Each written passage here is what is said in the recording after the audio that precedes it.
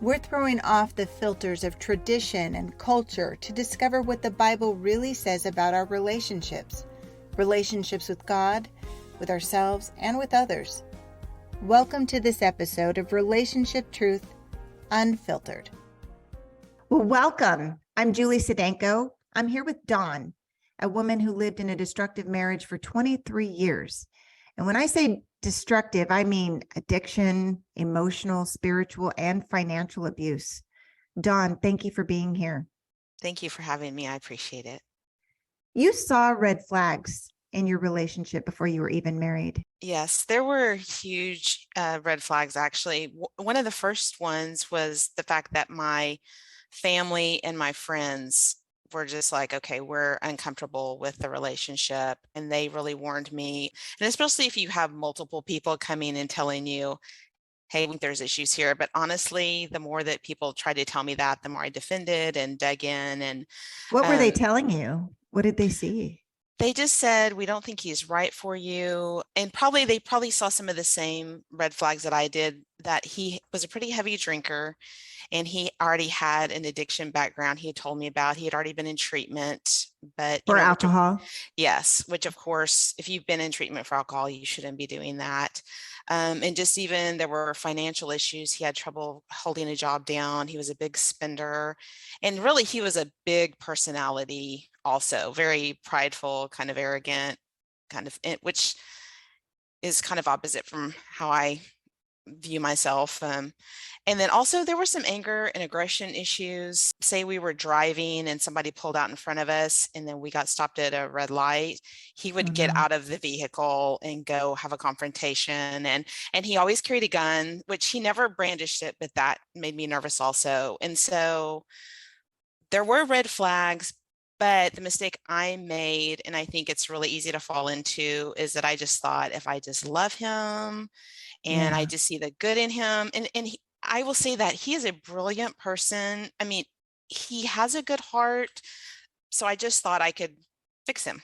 I was going to be and that's the thing too, isn't it? Is that, there are red flags, but we all have good and bad, right? It's not as easy as, it's the guy in the black cowboy hat. He's the bad guy and he's always bad.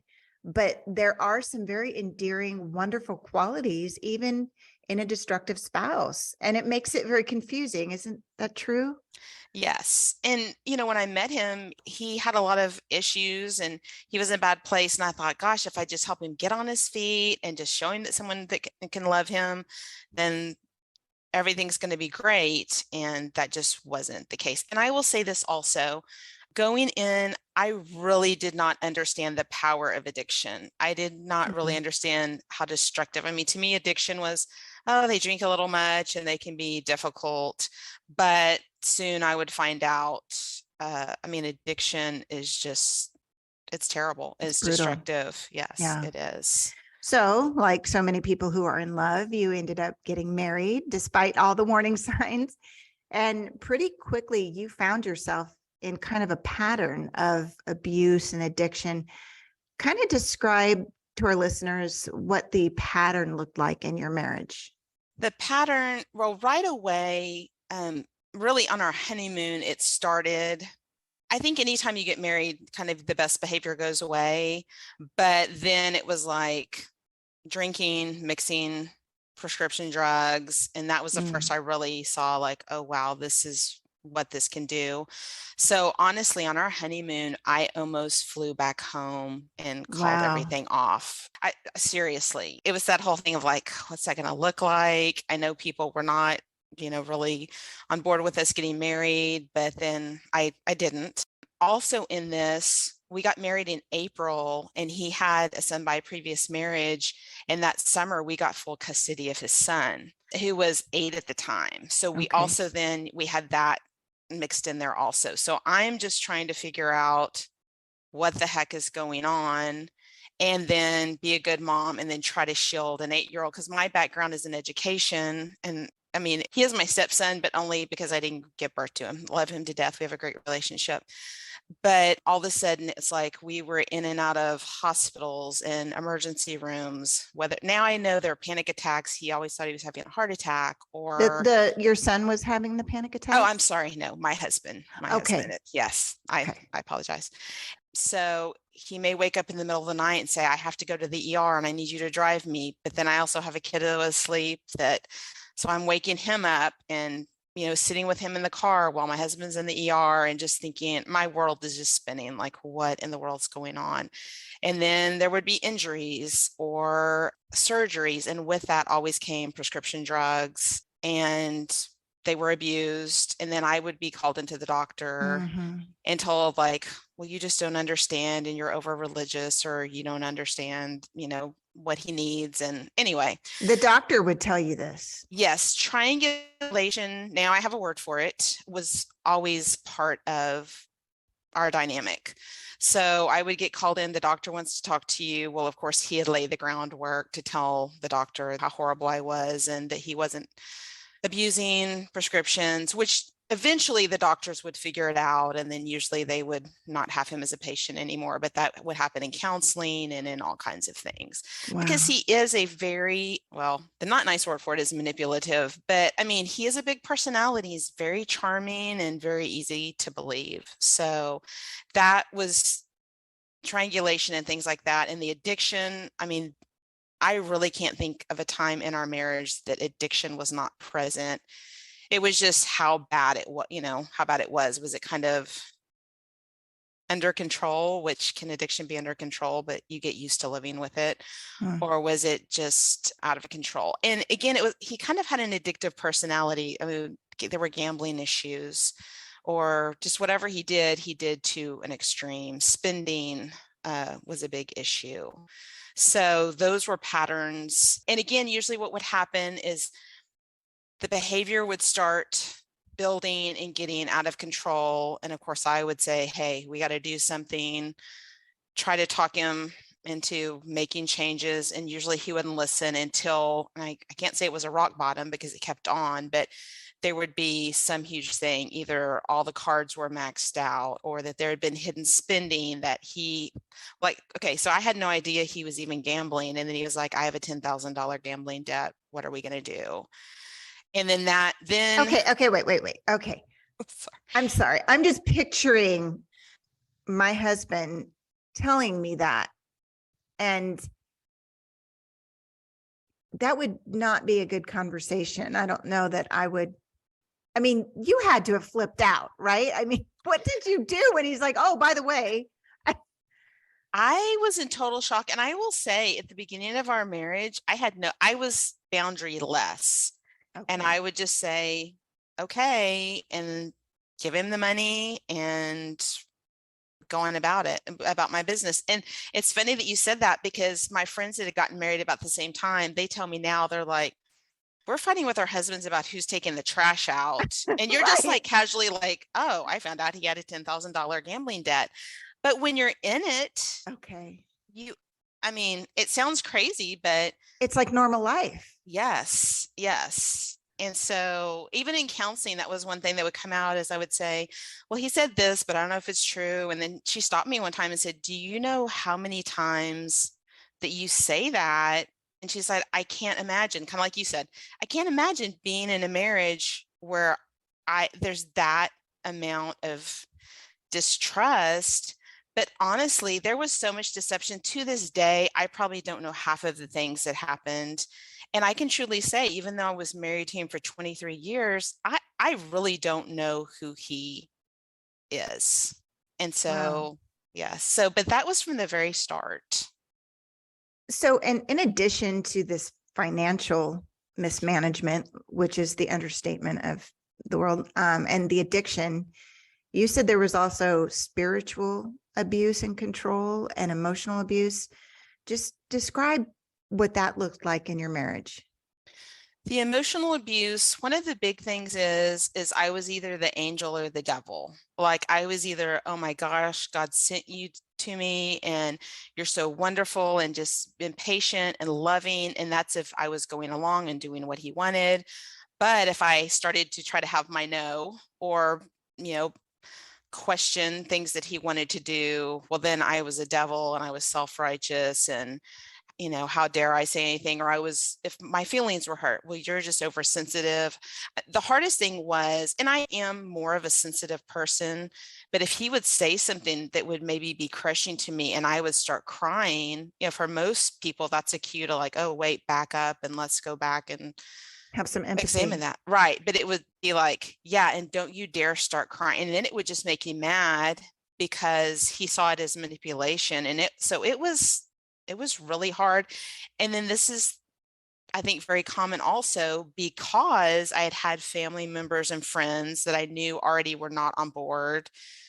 Instead of going to them and saying, you're right, then I kept all of that hidden and just tried to deal with it myself. Which makes sense because that would be a very almost humiliating experience, right? Sure. You don't want to be like, oh man, I should have listened to you.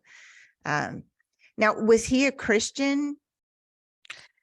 He claimed to be a believer, and that's it with the spiritual abuse. So at first we were not in church regularly, but there was a point that we got really serious about going to church. We went to a larger church. It ended up breaking off and there into a smaller church that had very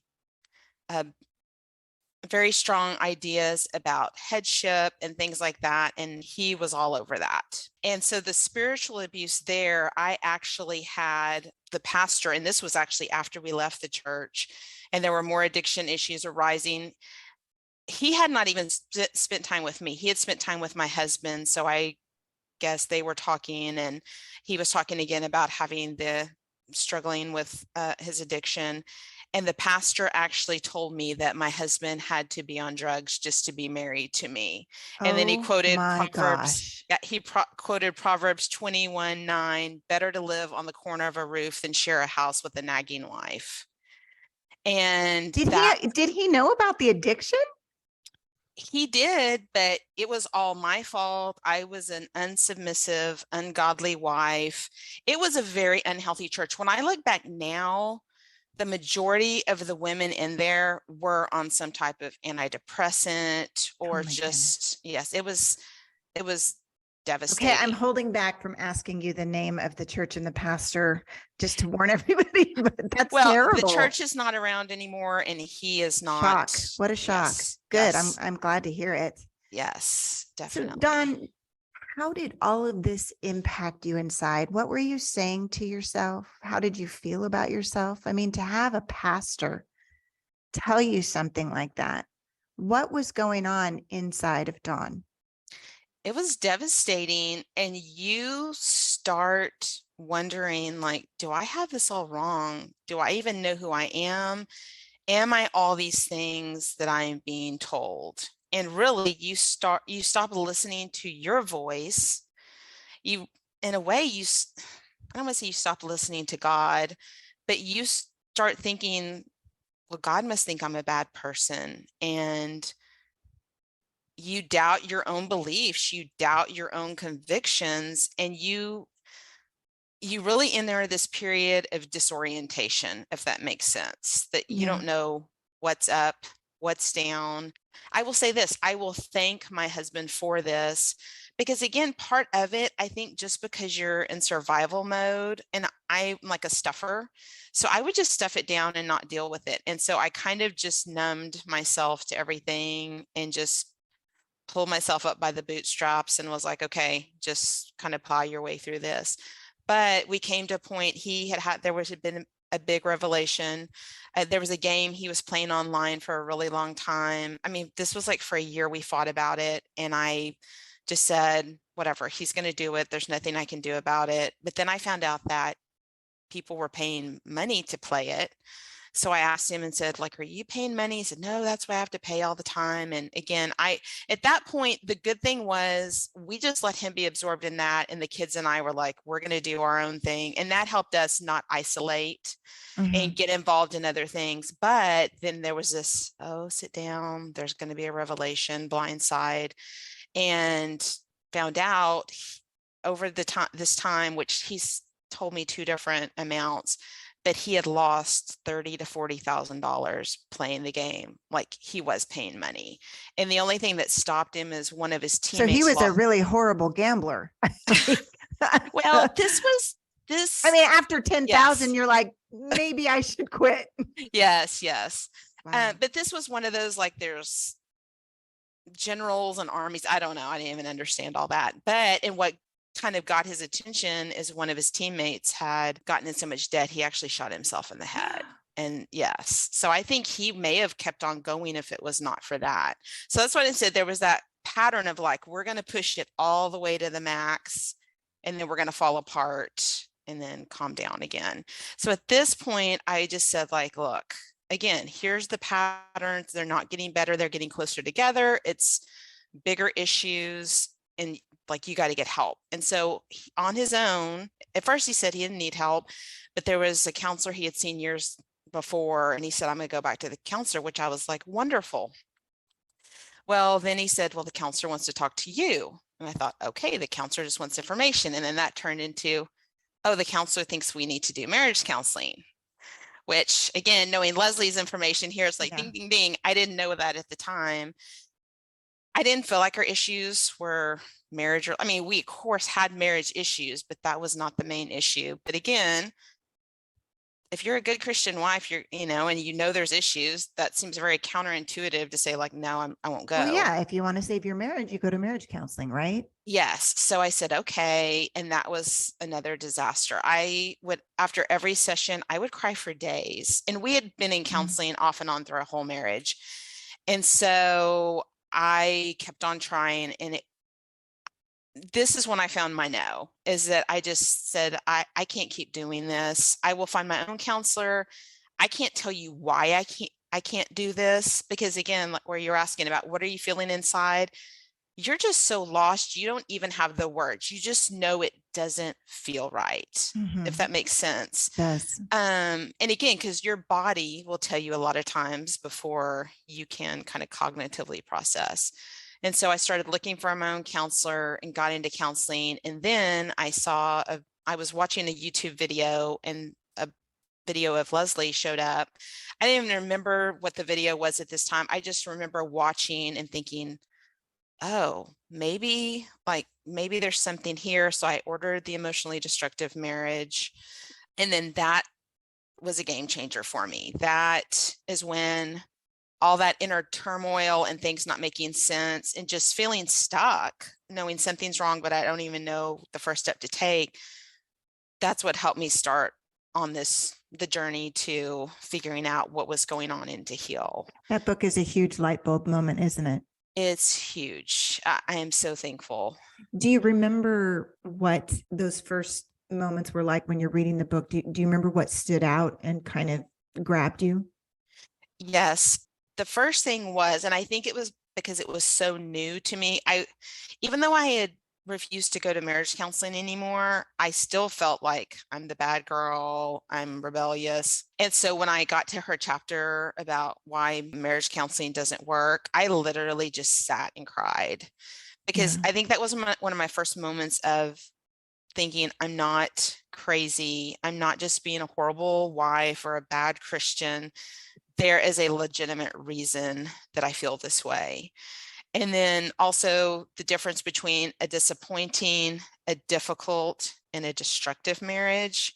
And also I think even her using the term destructive, because I think at that point, in fact, that's been one of my biggest struggles, is to actually call it abuse. Because I grew up in the time that like battering was abuse, and I wasn't battered. That was one of his boundaries, is like, I haven't hit you and I haven't cheated on you. Anything else goes, but you can't complain. So even I think even the church tends to agree with that, right? If you don't have a black eye, then you're not abused. And that is such a messed up way of thinking. Well, especially because think about this. So there's physical battering, like you said, but when you have emotional abuse, it's very common, and especially if there's gaslighting part of it, you think you are losing your mind. So, and that's why I asked you earlier what was going on inside, because, you can see a black eye. Yes. But these women who are undergoing emotional abuse, it's like if you could unzip and see what's inside, I think pastors, people would scream at the damage that's being done and would not even question that it's abuse, but you can't see it. Absolutely. And this was hard for me also, is even after that, and I started sharing, I couldn't tell people why I couldn't share. So part of that, I think we hope that our husbands are going to repent and get their lives together. And so we want to protect their image Yeah. because it makes it harder if everybody knows. I think also I felt shame just for what all had happened, whether I should or shouldn't. And then again, part of that, you don't have the words and the understanding for even what's going on, which was why Leslie's book was so helpful. And I Well, and want to there say, is this shame too, right? Because, oh, the red flags were there. People warned me. So now I've made my bed. I better lie in it for the rest of my life. yes. Well, and you feel like a failure. I mean, the only thing I really wanted to do in life is I wanted to be a good mother and a good wife. And so in my mind, then, okay, then I failed. And I want to go back to what we were talking about with the physical abuse also. So with emotional abuse, to feel like you're losing your mind, I think I mean, they're all terrible, but I think that's worse than being hit. And then when you have spiritual abuse, I mean, spiritual abuse and emotional abuse go together. You can't have spiritual abuse without it also being emotional abuse. But that is the very core of your relationship with your creator and who he created you to be. And so that's something, even talking to pastors or people that may talk to some of these ladies, that I tell them is the whole detachment thing. Some of these husbands have already detached, and kind of like Leslie talks about, the woman as an object. The woman is still trying to figure out what is going on and is still very hurt and attached. So if they both come in and talk to the pastor, he looks like totally calm, cool, and collected, and she's a mess. And part of that is because Yes. he's already left, really, and she's still trying to figure out what's going on. So yeah, I think there's a lot of misconceptions and things that we have to learn. A So lot for sure. yes. Now, you had found her book and then eventually joined the private membership group Conquer that Leslie has. And then you took some of the other classes that she offered. What did you take and how were they helpful to you? I joined Conquer, and then I took walking and core strength about the same time. And that was really good because I was kind of stuck in my counseling. I was in counseling at that time. And my counselor was saying, like, you need to make a decision. Like, what direction are you going? Are you moving toward leaving well, staying well, which I love that, the well at the end of those, or Yes. separating well. And since I was in the middle of walking through core strength, so actually I would take those materials even and go over them with my counselor. And so we had a goal by May that once I got through those materials, I would know what route I would take. So it ended up in the middle of them that I found out, even though we were working with our pastor and a team of counselors, that addiction was present. None of us knew. But I was so You thankful mean to the have. alcohol addiction or the prescriptions? This was prescriptions, Okay. yes. And so from that, then I had to make the choice. That was what led me into, okay, he's going to go to treatment, and then we're going to go into a therapeutic separation. Texas doesn't have a legal separation. But I was so thankful to already have the materials from Leslie's book, and also walking in core strength. That happened right in the middle of that. So even I could share some of that with the ladies in there and process through that. And of course, with addiction, a big part of that is enabling. So the whole part about being empathetic without enabling, that was huge. Yes. And core, for people who don't know, walking in core strength, do you want to describe it? Sure. You have C is that I will be courageously committed to the truth. And that seems easy, but sometimes the truth is really ugly. Very And hard. so, yes. And then, so you're going to test me now and see if I can say it all by memory. Well, why And do you think then, I passed it off to you? right. And then O is I will be open to the Holy Spirit and wise others. That was huge. And especially the wise others, because you have to filter out what is wise and what is not. And then R is I will be responsible and respectful without dishonoring. Yes, dishonoring myself. And then the E is I will be empathetic without enabling. And so those were really good. There's so much when you're going through a separation and all that, just logistically, and you're grieving. And so to have all the information that I had before I went into that was so helpful instead of waiting last minute. And also when you were asking in the book, because she has the quiz that you could take, that helped me see all these different areas, like that financial abuse, that was huge, and just the amount of deception. So it really helped me even before we went into this to realize all the different types of abuse and things that were happening, and to be at peace with that decision to go on with the separation. So you separated, and then is that kind of when the bombshell happened? Well, so our agreement, and again, we sat with our counselors and did this, was that he would go into treatment, and he had a couple of weeks to get everything together for that. And then after he got out of treatment, there would be a minimum of 6 months separation. And then at the end of the 6 months, we would see how that was going. And since it was a therapeutic separation, I mean, they set out like, this is not a time to find yourself. This is not a time to date. This is to heal and rebuild trust and all of that. But he came out, already the reports out of treatment were not great. And the first night out, he went to 6th Street in Austin, and, you know, where bars and everything is that you're not supposed to be. And then from that, just, wild spending. It was just very obvious that this was not about rebuilding trust and all the things it was supposed to be. This was like, hey, I get to have a family over here that I'm not having to be responsible for, but I'm going to live like a bachelor. And so at that point, and this was something, actually, this was good that Leslie had taught me, was the whole idea of, instead of personalizing everything, that you sit back and say, what is this telling me? So instead of just being like, oh my gosh, and I'm not good enough, to say, okay, here's the behaviors. This was all very clear. So how is this informing me? And part of that detachment. That is a very scary exercise, though, isn't it? Yes. And it goes back to that being committed to the truth, because answering the question, what is this telling me? You have to then admit, it's telling me he's not going to get better, that this isn't getting better, and that my marriage may be over. That's a very scary thing to admit. What was that like for you? It was really hard, and I did not do it perfectly. Even though I went on and filed for divorce, then I really was said, okay, I file, but that doesn't mean that we have to, like, Texas has a 60-day waiting period.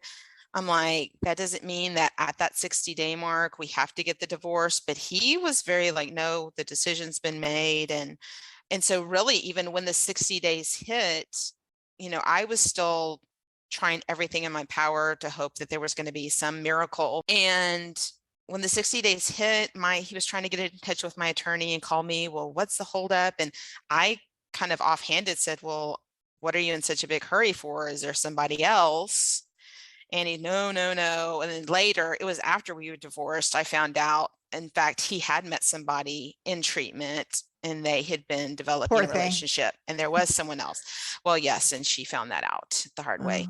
And I will say this, if it's okay to share this too, during this time, because it's not just like you flip a light switch and then everything's easy. It is excruciatingly hard. There's no shortcutting it. You have to go through it. But during my prayer one day in Jeremiah 29, and just praying all of that. And so I kept on praying, like, God, restore. And one day, and I know we always have to be careful if we say we heard from God, but it was so much not what anything I would have thought on my own. God very clearly said, this is your restoration. You have been living in exile. This is your restoration. And that was a game changer for me. Does that make sense? Yeah, it really does. But that's not the restoration that you were praying for, is it? No, it was not. And I think too, we talked about the one son that you shared when you first got married, but you had 3 other children together. Yes, I have a 16-year-old and then twins that are 14. When there's children involved, making the decision to divorce is even more brutal. But Yes. you divorced 2 years ago. And how are the kids and how are you doing today? We're doing great. Actually, I will say something that I think helped the kids. Of course, it's always hard. It was not easy. But whenever he was in treatment, part of that is there's a family program. And so they talk about like the 3 C's. I didn't cause it. I can't control it. I can't cure it. And so I think you had to be 15 to be able to participate in the Zooms and things because this was during COVID. And so I would do those. And then I very much did a program with my children to where we just talked about it. We talked about that they didn't cause it and that we love daddy and he's wonderful. He's just struggling and we all have struggles and things like that. And so I think that set a tone for just being very honest with them about what was going on. Also, when he came out of treatment, he was a very different person, but not in, I mean, that's what we're hoping for in one way, right? But it was opposite of that. And they saw a side of him, and even I saw a side of him that I hadn't seen before. So in a way, it was kind of like, I don't even feel like that's my dad. So in what way? Because it seems like it was pretty bad before. He got out and he just was almost, I want to say like a mania. And he was smoking. He had smoked when we first married. The kids had never seen that. He smoked, which again, not judging that, but even when one of the kids said something about it, he attacked them and that they were, well, gosh, you're not very understanding and things like that. And he just kind of went off the deep end. And I mean, was in his 60s. He's in his 60s and he started getting tattoos and piercing his ears and jumping out of airplanes. And I don't know, it was just really different. And he kind of was in his own world. The kids were kind of over on the side. And, if he wanted to do things with them, he would. If not, he wouldn't. No, I'm sure also the other relationship and being busy with that had things to do with it too. But it sounds like he had left his family a long time before this. Yes. And then again, and it's really hard to do, and especially with court system and wanting to have healthy relationships, just if they went with him and they came home, I would just listen and let them just, kind of decompress. And all of us, and goes with addiction also, you walk on eggshells and you give in. And so we had to learn, like, we can love him. We pray for him out loud every night as a family. Still, we do. I mean, and not in a bad way, just like we put him in your hands. We, love him, want you to work in his heart and life. But to say, like, it's okay for him to be mad at you. Like, you need to have your no. We can't just all go around that everything revolves around him and we have to walk on eggshells. And I will say, I ended up with the house. And it was a lot to keep up with. And I was trying to decide whether to sell it. And people are like, oh no, that'll be too much on your kids. And my kids said, Mom, we want to move out. Like, we love this house. We have good memories, but we have bad memories. And the first night in our new house, they were just like, peace. And so we just live in this peace. And again, I mean, I've got 3 teenagers right now, so it's insane. I've got 2. So God help you. Yes. The decision to divorce when you have children, and you mentioned when they would come home from his house, I think a lot of women are saying, I'm not going to divorce the guy because I don't want my kids to have to go and be with him. Mm-hmm. Was that a huge factor or fear of yours? There were several layers of fear, I think. And I would have people come to me and say, you can't get a divorce because your kids are going to grow up in a broken home. And I would, that was a broken home already, right? Right. And that's what I would say but this is the reality. Like, they're already in a broken home. This is not healthy for them. We're just pretending and nobody knows. And so I had to that was one level I had to get over. And then there was a lot of fear. They're older. I actually, like, 12 years ago, had left and filed for divorce. We ended up reconciling, and my kids were really young then, so that was hard, but I was able to get supervised visitation. But for teenagers, you're not going to get supervised visitation. So some of that I've had to put in God's hands. I will say fairly recently, there was a mental health crisis and some things happened. And I did have to go and put some legal safeguards in. And so there's still some legal safeguards in right now. And so that's hard. That it is hard, and every situation is different. So I don't ever want to just blanket say like, oh, and it's fine and God will take care of them. I mean, so you have to really navigate that, but that is really hard. And I will say, so with my oldest, my stepson, honestly, that's probably one reason that I didn't leave earlier, because if I would have left, not only, I mean, I wouldn't have had access to him at all, and he would have been in a bad situation. Mm. So yes, that is big. And I have to say this also, we had a tremendous support system. I talked about how my husband was kind of into his own things, and we were very involved in our church and activities, and we have a wonderful community. We did not isolate. I think it's much harder also if you're isolated. Yes. And so we had a loving, supportive community. I have an amazing pastor that when everything happened the first night out of treatment, literally the next morning just sat on the phone with me while I just cried and couldn't even put words together. And so, but so we have to build community around us, but then also we have to be honest with that community. We have to be honest with counselors. You know what I'm saying? There's Yeah. two parts of it, because nobody can help us if they don't know what's going on. And that's really hard. So Dawn, how is your life different today? There's just, the big word is peace, just peace. And then another word for me is restored. Like, I just feel like I'm restored to my right relationship with God, and not that God had gone anywhere, but what I thought God thought about me, and just being probably closer to him than I've ever been before, knowing what my purpose is and walking in that purpose. Those are really big things. And also realizing like that I do have value. Like, I'm a big giver, and I can just give and give and give, but to realize like I also deserve to be loved and have somebody give in return. Mutuality was a big thing that I had to learn, that was not part of it. And having that attitude, I have more bandwidth to have relationships with other people and at a deeper level, because I'm not just living in survival mode. So I moved from just surviving and even not doing that very well, all the way to thriving.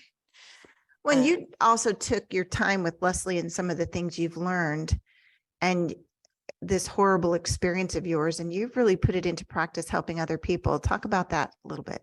I'm working to become a certified abuse recovery coach. So let me say this. When I joined Conquer, when they opened the doors, first I sat and cried, just like, oh my gosh, I'm not alone. Look at all these people in here and listening to their stories. And then I cried again, thinking, what in the world are all God's daughters doing in here? God, what is going on? And at that point, I made a pledge to myself that if I made it through this intact and God got me through this, that I would do everything in my power to help others. And so from that, I've done a lot of pre-work, and I read all the time. I mean, I really just kind of live, eat, breathe this, but it's in a good way, and it helps my healing. And so I want to help others. And like I said, the big thing is starting the program to become the certified abuse recovery coach. So that's really exciting. Yes, it is very exciting. Dawn, thank you for sharing with us today and sharing your story. I wanted to ask if you could just say one thing to someone who's listening, who's maybe becoming aware that she's in a destructive marriage. What would be your advice?